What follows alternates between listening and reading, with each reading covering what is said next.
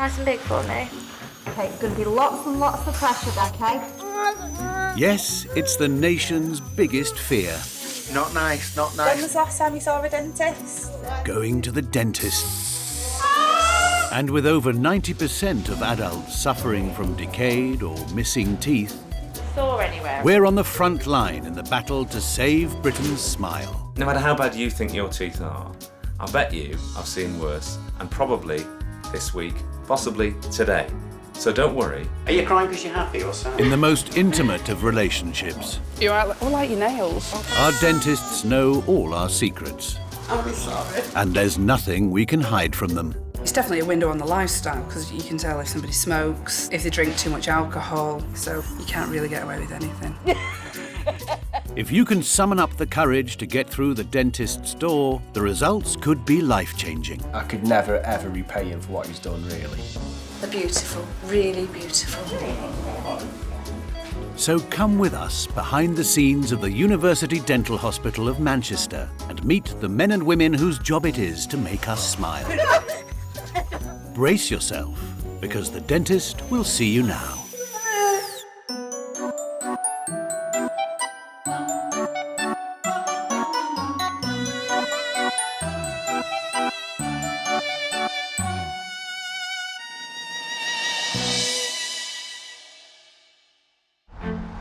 Manchester's Dental Hospital. Ticket number 4, please. Every year, some 90,000 people come through its waiting rooms. Every mouth has a tale to tell. A typical week here reveals the inside story of the often shocking state of Britain's teeth. In the operating theatre, recently qualified Kirsty is starting the first of her many multiple extractions. Lower left D is coming out. Because children under 5 in the northwest have the worst teeth in England, the hospital is in a never-ending battle to deal with the fallout from our addiction to sweets and chocolate. Kirsty has lost count of the thousands of baby teeth she's had to pull. And the kids just keep on coming. Oh, it's very pretty. It's okay. Got a bit of a snotty nose, Molly, so you don't want me to dribble all over you. Dentistry is like detective work, and Kirsty finds plenty of clues as to the culprits. A is eroded, B is eroded. Distal caries on the C. Does she eat a lot of sweets? Yeah, not loads and loads, but yeah, she does. Sweets, chocolate biscuits every day? Yeah. Yeah. Kirsty is well aware of the sensitivities in having to break the bad news. If I was a parent, I don't think I'd like to admit that the reason that my child was going under general anaesthetics to have teeth taken out was because of the foods and the drinks that I'd been giving them. And that daily diet of chocolate biscuits now requires drastic measures. 9 teeth. 9. She's got 20 in her mouth, hasn't she? All right then, thank you. Thanks a lot. Bye. Waiting to see Kirsty next is 6-year-old Cara and her mum, Mary. Do you know what they're going to do today? No. What did I tell you they were going to do? X-ray. They're not going to X-ray you. They're just going to look at you. Well, they might X-ray you, but they're going to look in your mouth, aren't they? And are they going to see how many rotten teeth you've got? Have I been here before? No. Nice and big for me. Really big, like a lion. We've got a big tooth coming, and then we have 1. Caries A. Sorry, sweetheart, you've got a bit of a poorly up there, haven't you? Has she ever sucked her thumb? No. But she had a dummy. When did she lose the dummy? Not that long ago. The dummy's affected her front teeth. Right. The proposed plan is to wobble out her back baby molars. Okay. So there's 8 there, and then there's 3 more, so it's 11 in total. Okay. Okay? She's going to wake up with lots of teeth missing, which can be quite daunting for her. Okay. So you realise when you wake up, you'll be a bit gummy. You're not going to have many teeth there. Okay? I know that. She's a smart cookie. I didn't particularly want it to be a general anaesthetic because obviously there's obviously concerns about putting a child under general anaesthetic, but if that's the way it has to be, because it's a lot of teeth, she would struggle to have them taken out without anaesthetic, and it would probably frighten her and put her off the dentist for life. Cara faces a nervous few days before her big operation. Next to see Kirsty is Robert, and he's in agony. And it's much more serious than just toothache. He's had to drag himself here because, like so many of us, he's terrified of needles. You think, do I get up and walk out? No, you can't do that. Don't be stupid. When they call your name out, oh, and that's when the tingly sensation starts to come through. Robert, sharply. It's the needle. It's just the needle. Knowing that someone's going to inject me is like, whoa, don't like this at all. And that's my phobia. Robert had no choice but to come today. I had a stub of a tooth, and so my dentist said it had to come out. Robert, would you just pop those on for me? And unfortunately, it snapped, and the root went upwards and went upside in there, right in the corner of my nose. And he realised that I had to have surgery. Am I right in assuming that your dentist has had a go at trying to take this out and it's broken? Yes. Luckily for Robert, Kirsty knows exactly what she's dealing with. Flectomy, is it called? Apicectomy, yep. I'll open my mouth, but my toes are like that. And I'm like, uh-oh. I look forward, and I will not look at the side of me. As soon as the dentist says, right, you're going to feel a little scratch, that is the close your eyes time. Big, deep breath through your nose for me. There's no way I could see them coming towards me with a hypodermic. Nice, slow, deep breath in, Robert. Well done. There we go, have a little bit of a rest for us. You okay? Wow. Start to get numb in a few minutes, okay. You did really Terrified well. of needles. You did really well. All I need you to do for the next one is just take a really big deep breath for me. Yep. You want to let it go numb a bit first? It's in a different area, so that's I not don't say that. You're going to be fine, Robert. You're just going to feel me pushing onto the roof of your mouth, okay, with the back of my mirror. Right, let's go You for ready? it. Yeah. All I need you to do is take a nice, big, deep breath through your nose for me and close your eyes. Well done. Not nice, not nice, not You nice. okay? Pop your hand up for me if you want me to stop, Robert, okay? Go on, let's do it. Kirsty knows only too well what Robert is going through. And she has a confession to make. I think people have genuine fears of the dentist. I myself am absolutely terrified. Every time I go to the dentist, I sit in the waiting room, my fists clenched, sweating. Is that sharp, Robert? Ever so slightly. But if you're nearly there, just get it No, out. we don't want you to have any pain. Are you okay? Really well, Robert. Oh. It's out. You'll be glad to know we're done. All right. Once it's done, then it's, what was I bothered about? As I'm walking out, I'm going, why were you being so stupid? It's uncontrollable. I look at it, it looks like quite a lethal weapon. It looks like really, it almost looks like the nail of a small animal, like a little dog. But that to be pushed up and right up there in my nose, it could have been a serious episode. Manchester Hospital X-ray department, Colin speaking. Do you find the dentist scary? No. Not even when like they get the drill out? No. Oh, I do. Because it doesn't hurt. Oh no, it don't. When they get the drill out and they get that water in your mouth. It doesn't. And your mouth goes all dry. It's afternoon, and the waiting rooms are filling up with patients. Many of them are terrified. They call it dentophobia, the fear that we all have when faced with the men and women who only want to give us smiles. I thought I gave him 3. Here at the hospital, fighting that terror is a priority. Oral surgeon Eric has spent years honing the art of pacifying thousands of nervous patients. Back when I was training, the emphasis was far more on the practical nature of what we do. But as you go on through your professional career, you pick up the best psychological tricks, if you like. I envy Darren Brown. For 55-year-old Belinda, the years of neglect and painful rotting teeth have been a nightmare. But now she faces an even greater one. I need you to know what's going to happen, I so you remember don't last worry. time he didn't tell me to open my mouth. Yeah. I can't really remember. I don't want to remember, to be honest. No, a lot of people don't, especially when they see my face. You don't really want to remember my face. Have a first look at your face, love, sorry, honestly. If Belinda can face up to Eric for the next hour, it will all be worthwhile. The reward, a brand new smile. Thank you, Pat. I'm singing. I'm going to just pop a little plastic tube in there now. Once Belinda's sedated, Eric will have a captive audience. This is the happy juice.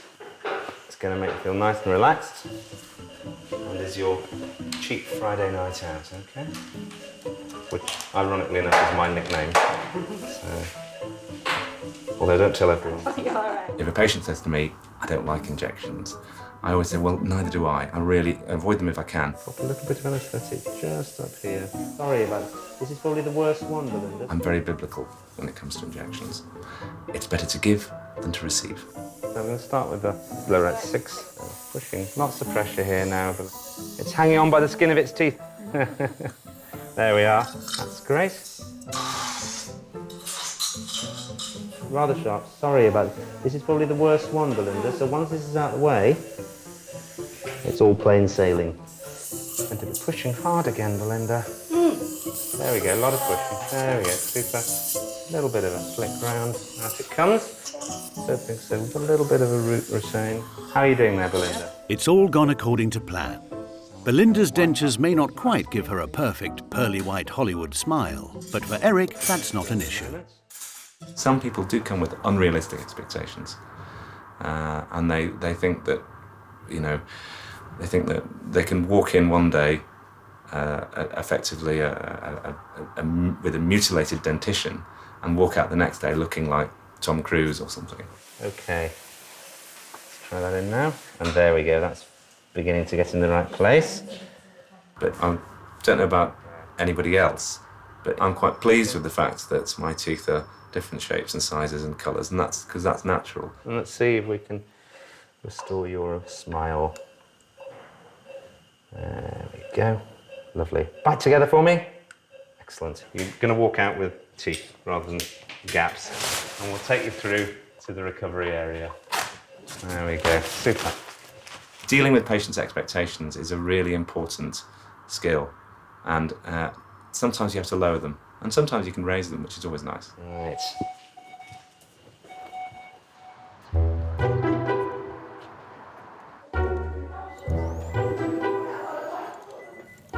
Your palms sweat. Yeah. Oh. Shut up. Gonna hear zzz.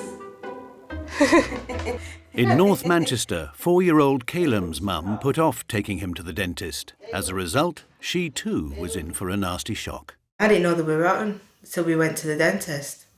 I thought they were just fine. We'd tell him to brush his teeth morning and at night, but we won't brush them.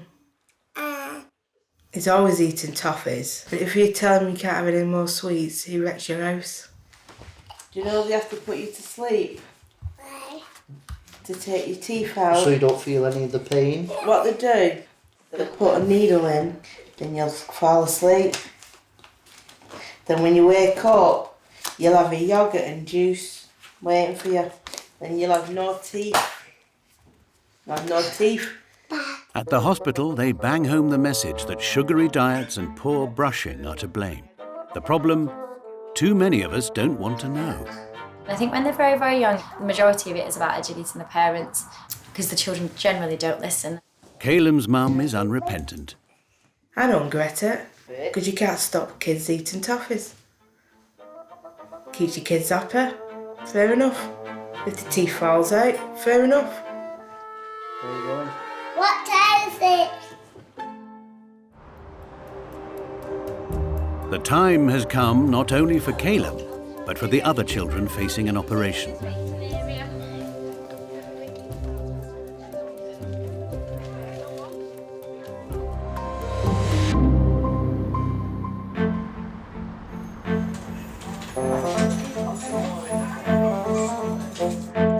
Dental problems are now the 4th most common reason young people under 17 are admitted to hospital.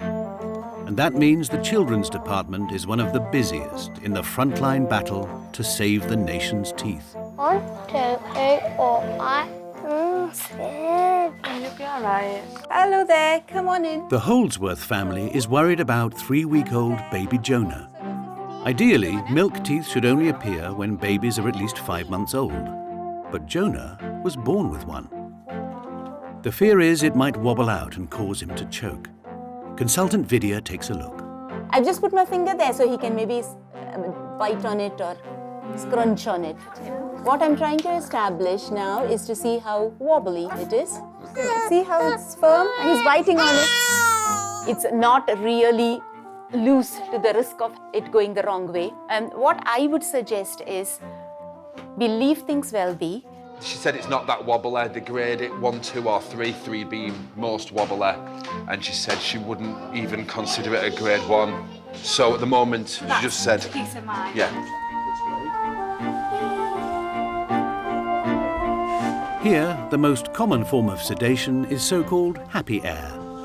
First used in dentistry in the 1840s, happy air calms the nerves, as well as keeping the child conscious but pain-free during the operation.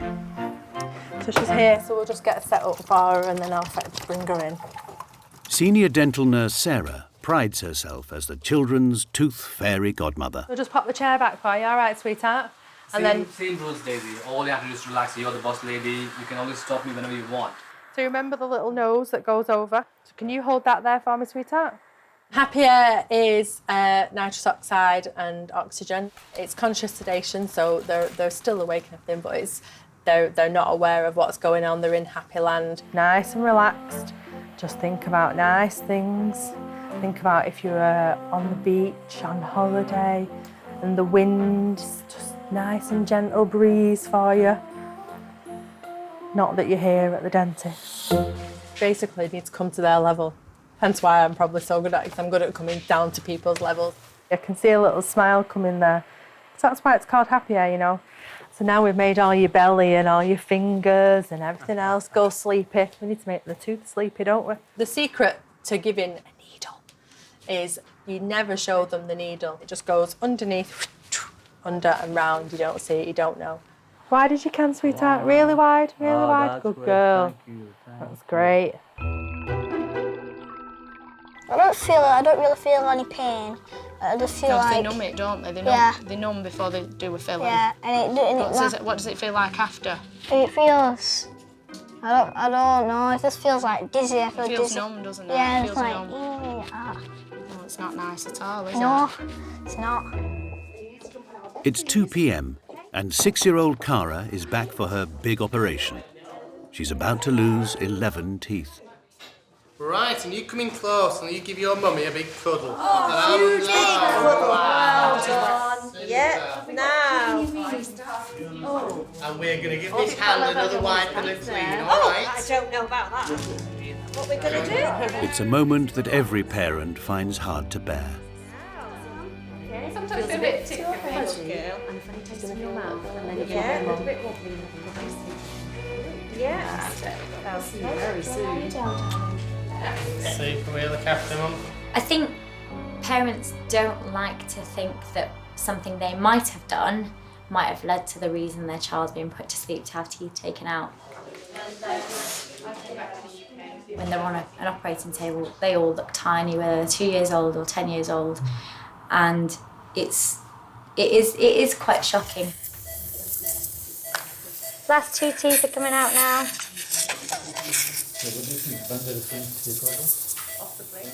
Finish. It's the first of Kirsty's 8 extractions in one afternoon, and this happens 2 to 3 times a week. Each operation costs the NHS over £700. You can't get away from the fact that you are taking out multiple teeth, and you can't help but think that the child has to go through sometimes many years with missing teeth, especially seeing as it could be prevented. Hello, it's all finished. All finished now. Another one down, but 6 still to go.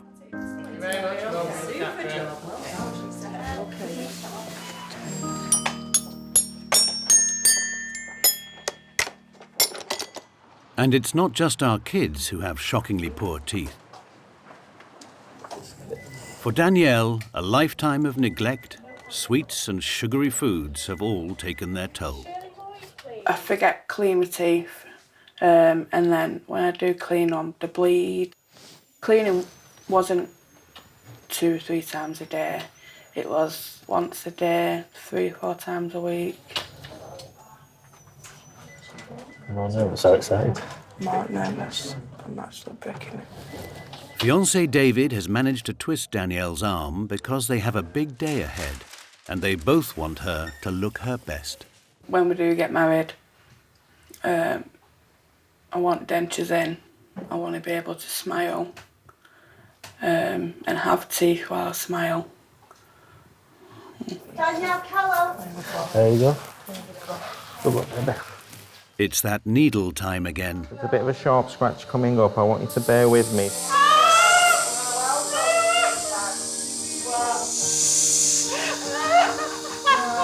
All done now. Okay. That was the worst bit. That is the worst bit over, okay. We have to get it over and done with as quickly as possible. So just relax. More than a quarter of us put off visiting the dentist until the problem has got unbearable. Danielle's delay means she is in for a shock. Danielle needed multiple extractions, which unfortunately we're still doing that to patients. Without a dental checkup routinely, her teeth have deteriorated very quickly. You've got to think that she would have started getting these teeth from the age of 6, and she's in her sort of mid-20s, so she's not had them that long for them to get into that state. Danielle, try and relax a little bit. You're tensing up, love. Well done. Well done. Danielle, turn to your right a little bit, sweetheart. Good girl. I just feel sad that she's lost her front teeth, and as a person I feel very upset about it. We shouldn't be doing it this day and age, but the reality is there is patients like that. It'll be dentures for Danielle on her big day. She'll have her smile, but with the loss of 9 teeth, she's full of remorse. You with us, love? If I could turn back time, then I'd take more care of them.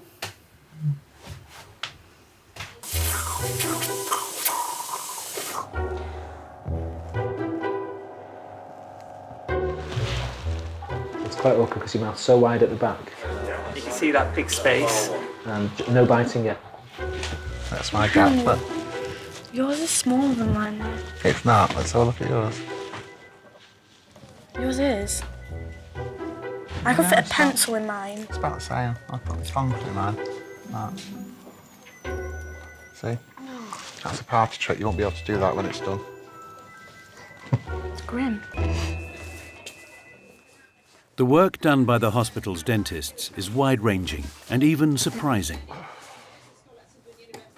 James is in remission from cancer, and soon he'll be having the latest in a series of remarkable operations to rebuild not only his teeth, but a large part of his face. It's been quite a long journey, yeah, so this is just, you just feel like you're getting nearer every time, you know, a bit of progress. So just how far can the dental hospital go in transforming people's lives?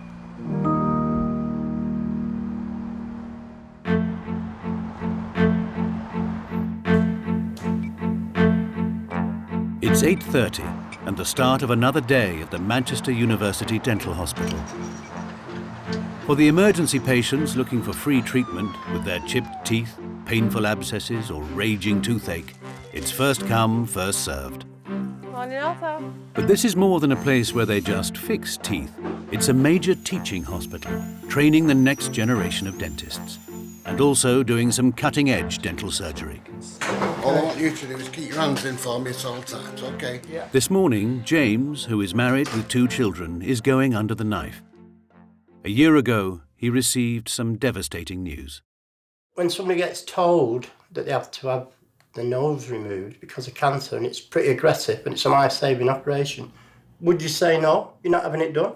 In the theatre, consultant Craig is getting ready to operate.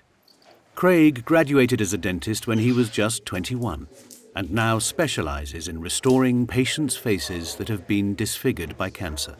I've got the best job in the world because I take patients who often are sometimes at the end of a road as far as they can see it, and I have the great chance of doing things that make a vast difference. I've not got any front teeth there, about 5 or 6 been taken out. That's the one thing that annoyed me, well, if annoy is the right word, because I've looked after my teeth. This is just the latest in a series of operations on James to reconstruct his face and his teeth. Having a removable nose isn't an attractive option because patients don't want their nose falling off in public. Today's operation will pave the way to giving James a new face. So, you know, for actually making the nose, he'll have a lovely sort of thin bit of skin for the silicone to... Titanium implants in his face will be the anchor points for a new permanent prosthetic nose. This is where dentistry in the 21st century meets plastic surgery. His mouth's slightly more complicated. He needs some more soft tissue because his lip's quite tightly bound down because of all the surgery he's had in the past. So we need to get some soft tissue from the roof of his mouth or from his cheeks and moving that in to relieve his top lip. So realistically, 2 to 3 months maximum, he'll have his front teeth as well. James is one operation closer to having working teeth again. Although a lot of people said you can't tell your teeth are not there at the moment, you know, but it'd be strange when they put them in the front teeth and I can smile properly. Often it's simple things that really worry them. Their teeth, their ability to speak, their ability to swallow, their ability to go out in public and have a meal, their ability to kiss the loved one. Desperately, these are the things they want. It's not just about getting their cancer cured, it's about getting that back. I feel okay. A bit groggy when I came round, but it's wearing off now. Good kill for a cup of tea. I think now you can actually see what the outcome's likely to be, and I think that then makes a massive difference to these patients because they can start, they've almost turned a corner and they can see the finish line.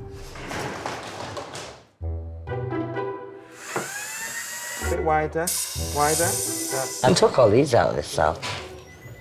Yeah, but these ones that are missing, I took them out myself because I had no choice. Just wobble them till they come out. But I can't get out of the back one properly, so. No, the back one's a bit. It's Bit of a bugger. Manchester is home to some of dentistry's most skillful craftsmen. Morning, John. Professor Nick Gray is the master of false teeth and is picking up dentures from the in-house dental lab for his next patient. That looks really good. Excellent. Okay, thanks, John. Bye. For 10 years, June has not had a bottom set. It's been a decade of social misery. We've turned down invitations to meals and all sorts of things because I've been so embarrassed, because I've been worried in case they give me something that I can't eat. Where our best friends, I can say to them, can we have a lasagna or something, you know, do a minced stew or something like that. But when other people, you can't suggest to them what to do for your meals, can you? No, it has been difficult. Yeah, it has, yeah. June's had metal implants put into her lower jawbone, and today Nick's fitting dentures onto them. It takes days of precise measurements and intricate workmanship to get an exact fit. And there's still the chance it might not work. So it's the big day. Is it going to fit? Oh, I've not slept all night. Have you not? Are you that excited? Oh, I've been awake since about 5:30 this morning. all right. Well, just relax. You can relax. Right. It's going to be a bit of a surprise because it shouldn't move. Good. But it might. And just turn towards me if you can. It's an ugly sight, but you'll get over it. There you go. Well done. Can you feel it digging in anywhere yet? No, not yet? No. Have a really good bite on it. Get angry with it. Can you get it to come out? It'll probably make you jump when it comes out, because it has all of a sudden.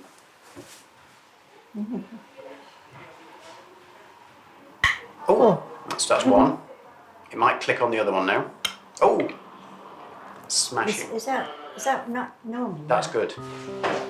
This is the culmination of 2 years of dental treatment for June. So let's see if you can pop it in. Do you want me to see if I can help you? You might have done it actually. Yeah. Let's have a little look. No, I haven't. You haven't? Do you mind if I just press it now?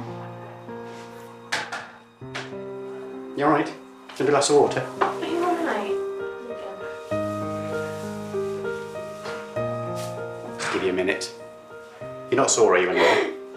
You okay with it? I'm terrible with ladies that cry, you know. Oh. I'm sorry. Are you okay, Jim? Are you all right? Yeah. Are you crying because you're happy or sad?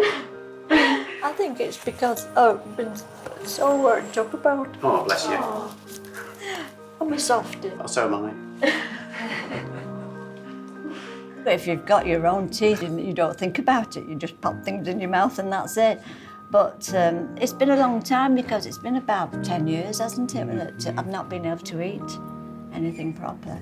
And throughout those 10 years, June has dreamt of one thing above all else. I said, as soon as I get my denture, I'm going to have a bacon sandwich. Right.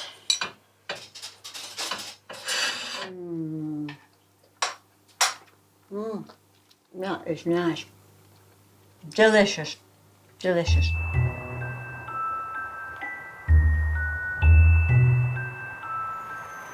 Okay, you're welcome. Bye-bye. Why do they need such big needles for your mouth? Well, Is it that's cute, it, do you know what I I mean? know. Well, you know, they can knock it out with a little one. Why can't they do it? What's the point of having that big silver thing? They need to bring back gas and air for me. The hospital has world-class specialist departments equipped to deal with some of the toughest problems in dentistry. He's got small teeth, hasn't he? So Yeah. whatever we do, that he's got to be equally small. So. Consultant Martin is an expert in a rare genetic disorder called hypodontia. This is a very typical patient for us. In fact, we've dug out his models from when we started. James didn't grow all his adult teeth. In fact, he's missing. I think it's 12 teeth he's missing. And when he presented to us, he still had 8 of his baby teeth lying around. And in his late 20s, he just had difficulty smiling spontaneously because he taught himself not to. And we can go from this picture to that one, and it's a really forced smile. And I can imagine he wanted to do this while the camera was there.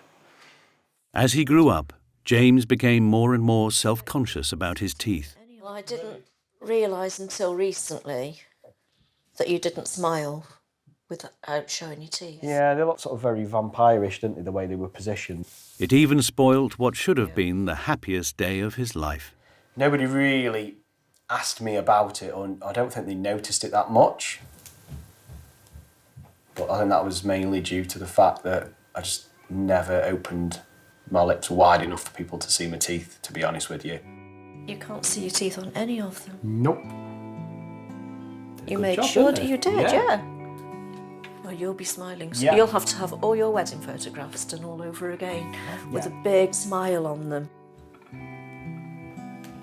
We've used 4 dental implants in the lower jaw, and these will be the foundations that we can build a bridge of teeth across there. So his lower front teeth were replaced by porcelain teeth that are attached to titanium implants.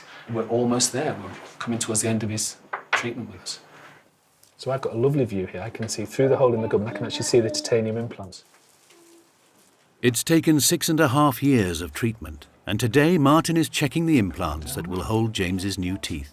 I just need to do a final check of the colours we're going to use here. Because the final bridge is made of the porcelain teeth, that's handmade. Yeah. So. James's job as a driving instructor means he needs to put people at ease. At times, his hypodontia has made this difficult. You're very sort of conscious of how you talk to people, and it can affect your confidence a little bit. I'm matching that. That's a pretty close match to your natural teeth. Just bring your head down a little bit.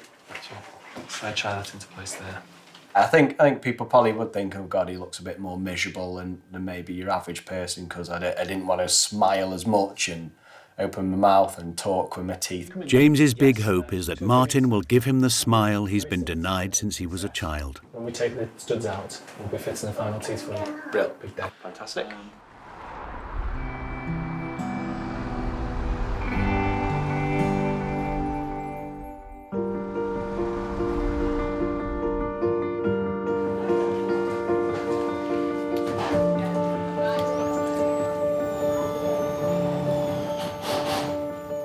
While many of us are afraid of the dentist, for patients with a learning disability, that fear can become abject terror. Today, 51-year-old Julie has been brought in by her mum and dad. Okay, Julie, I'm just going to take you down to the room that you're going to be staying in, okay? Julie is being treated by dentists Eric and Joe and a dedicated team of operating theatre staff. Filling in this tooth here. She's got some caries approximately there. Yeah, Julie needs some fillings and a broken tooth taken out. But because of her fear, they can only do this under general anaesthetic. You all ready? Yeah. Let's come around and have a look at you. Joe was very in control. Can I have a quick peek in your mouth? Yeah. So just so I can remind myself what I'm doing. Yeah. I know you, but I don't know. Can't remember your mouth.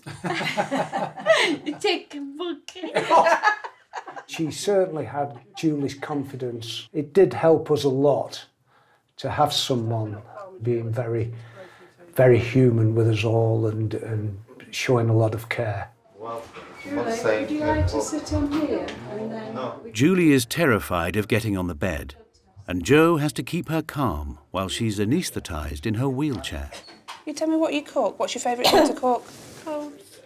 Scones. I'll tell you what, if you let us do this, I'll let you make me some cheese scones. It's sometimes hard as a clinician to not get drawn in and become emotional yourself. But then you kind of have to pull yourself back and think, hold on, I've got a job to do here. I can't be blubbering all over the clinic. No, Julie. Ouch, that hurt. That's okay. Listen. Yeah, that's what it is. Julie, so you tell me, Julie. So, do you know what I put on? For any parent, the sight of a loved one being put to sleep is deeply traumatic. You just wish it wasn't happening. You try to tell yourself it's got to happen, which it had to happen.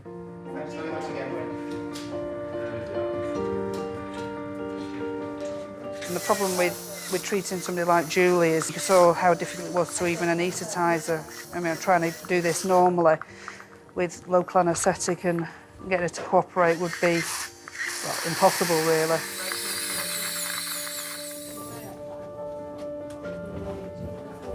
All this for half a tooth. She just needed some basic fillings doing, but because I'd not really been able to look in her mouth properly, one of them was unrestorable. The upper 5 looks like you need to take that one out for me. Okay. I've done all my bits. I'll do the hovering now. Great, yeah. I found it difficult as the waiting went on. I was getting a little worked up. Why so long? Is everything okay? It's quite brittle, actually. As it turned out, fortunately, they turned out to be 2 routine extractions. Thank you. Everybody deserves treatment, and so if that's what it takes, that's what it takes. You can't leave somebody with a potential risk of infection and not being able to function just because they can't accept treatment normally. Everything was okay. When she's in recovery and the tube's out and things, they'll give you a call and you can go and be with her. All right? Are you okay? Oh, no, you don't need to worry. She's all right. I know. Okay. Thanks. All right, you're welcome. Toothache is extremely painful. Special needs patients find it incredibly hard very often to communicate that pain. A nice little clothes peg for you. Clothes peg for your fingers. How's that? Take your time. So if we can find out what the cause is and deal with it, it often will result in a sort of a transformation of the patient into an almost different person because they're so much more relaxed and happy in themselves. All right. See you, Julie. All right. Take care. All right, you're welcome. See you. Since she's been home, Julie seems to be on a much better curve, more of the Julie we kind of remember. No problems? No problems. Where's the tooth? The bucket. It's in a bucket. We left it behind, didn't we? Yeah. Ticket number 3, please.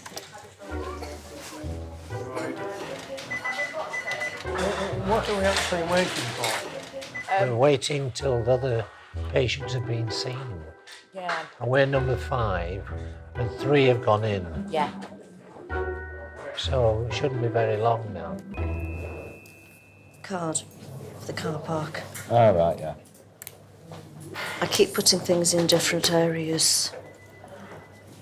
So yes, I had lost it. It was in a different place than what I thought I put it from the last time. All right. James, the man who has never smiled, is here to see consultant Martin. It's his 63rd and hopefully last appointment. I've had a few teeth out, I had braces on to shift a few around, I've had bridge work, and then that moved on to a bone graft, ready for some implants to be screwed in, and now I'm ready to have my teeth put on. You won't have a diamond smile, you'll have $1 million smile. My thumb is your tongue at the moment there. Yeah. And we can see the blue bits on there. It's Yeah. the metallic area where your implants are in your jawbone. Yeah. We've got the titanium studs, and they're hollow. We screw those into the Right, implants okay. in your mouth. So the implants are like raw plugs, basically. Very similar, Yeah. very similar. And then this bridge, it bridges the gap and it fits on top like that. Lovely. Okay, and we glue that into place there. All that effort for those little things. I know, it's hard to believe, isn't it? I think it's because it's so small. Yeah. The amount of detail to get into there. It's fine. Feels bigger in your own mouth when you see It it does. outside. They look tiny. You remember when a baby tooth comes out and you're like, is that all? Yeah. I think with James, I've seen an improvement in him, in his self-confidence as he's approaching the end of the line. He knows what he's getting, and I've seen him beginning to, his mouth's becoming more animated, his face is more animated. He's getting a smile, he's getting ability to chew with his front teeth.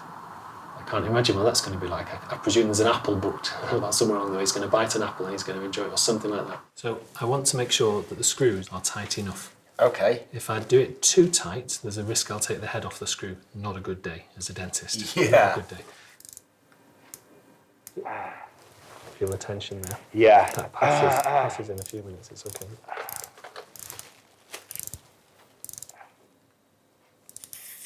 It is going to be very odd having front teeth again. We'll move to the stage where we glue them in. So if we call it a point of no return, it's Yeah. because this is where we fit it all in. There's a chance I'd probably be speaking a lot better because some words don't come out right because your tongue kind of flows through the gaps in the teeth a little bit weird. So there'll be a lot of good things coming, hopefully. So the jigsaw's beginning to come together. Yeah. This is on. This is permanently on. There's nothing clipping it. It goes onto some screws. It's fairly solid, isn't it? He's had to come to us a lot, but the benefit at the end of it is a human, emotional benefit, and that's priceless. That's priceless. So that's where it is, arm's length. Okay. And then look in your eyes in the mirror. Yeah. And then you can lick your lips. And then Yeah. teeth together and a toothy grin. You can smile. I can, yeah. You can smile. Come back now. Okay, let's have a look. And open. Feel free I to can tell put you're it in. impressed with your work. I am. I am as well. They're beautiful, really beautiful. Thank you, Martin. I could never ever repay him for what he's done, really. It's been a big part of my life, so saying goodbye, thank you very much. You get to know someone for that long and then all of a sudden it's like, okay, see you later. Very much. I'm really proud of you. It's Proud great. of him as well. He smiled. He smiled with us. In a sense, we have reached the end of his journey. Yeah, it's good. It's good. And he smiled.